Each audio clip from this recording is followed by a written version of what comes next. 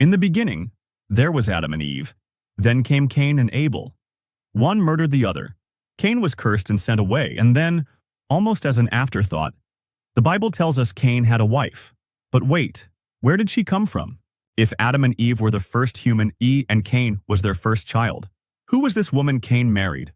A forgotten sister? A woman from another tribe? Or something far stranger? Tonight, we're peeling back the veil on one of the Bible's most silent mysteries. Welcome to the ancient path. Genesis chapter 4 verse 17 reads, "And Cain knew his wife, and she conceived and bore Enoch. And he built a city, and named the city after his son Enoch." One verse. No explanation, no name for the woman. Just a quiet assumption that someone, somewhere, was available for Cain to marry. The timeline is important. Adam and Eve have Cain, then Abel. Cain kills Abel and is exiled to the land of Nod.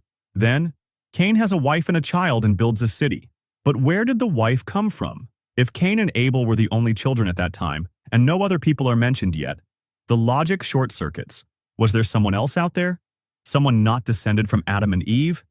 It's one of the first biblical questions that theologians, skeptics, and seekers encounter, and one that has never received a straightforward answer.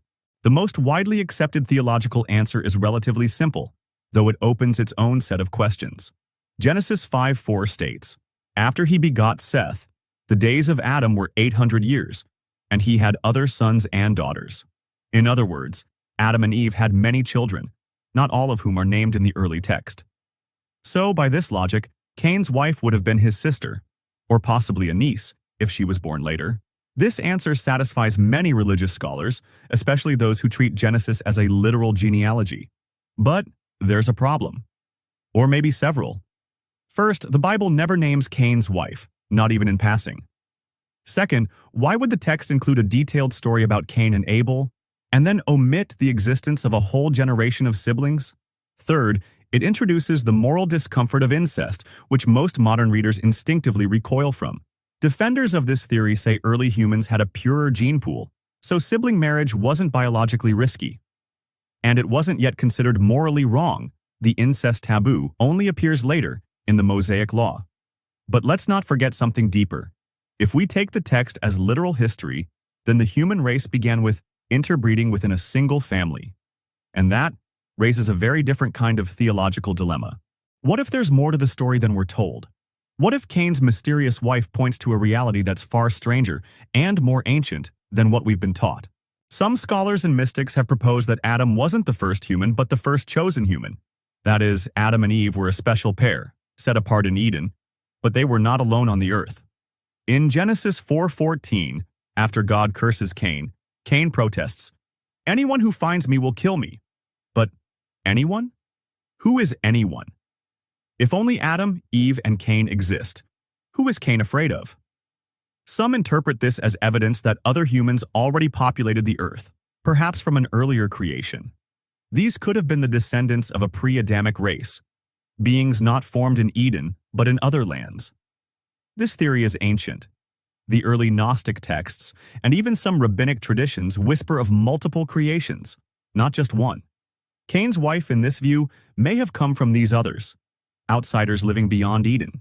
But what if Cain isn't a person at all?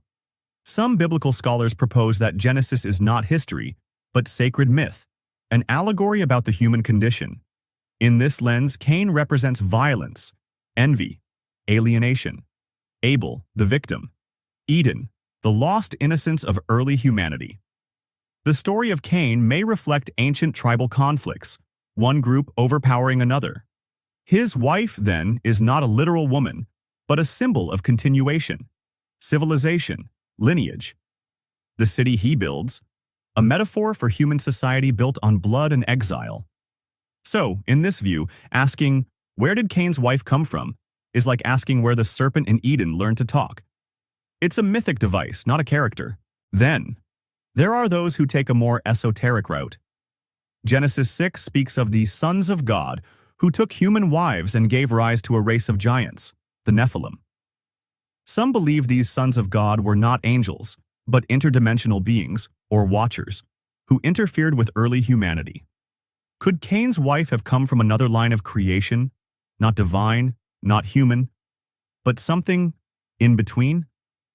Some apocryphal texts even suggest that Eve herself may have encountered beings not from Earth. If so, Cain may not have just married a sister, but something more ancient, more hidden. At first glance, where did Cain's wife come from? Might seem like a footnote, but it isn't. It's a crack in the surface of a story we think we understand. Because that question challenges the literal reading of Genesis. It challenges how we define human origins. And it forces us to ask, is the Bible a historical document? A divine parable? A coded message with secrets only the initiated can understand? Cain's mysterious wife may never be named, but she stands at a crossroads between science and scripture, myth and memory, the known and the unknowable. In the end, maybe the Bible didn't leave out the answer by accident. Maybe it left it out on purpose. Some questions aren't meant to be answered. They're meant to awaken, meant to make us wonder. What else lies just outside the garden? If you love unraveling ancient mysteries, sacred texts, and the forgotten threads of human history, subscribe, like, and share this video. This is the ancient path, where curiosity never sleeps.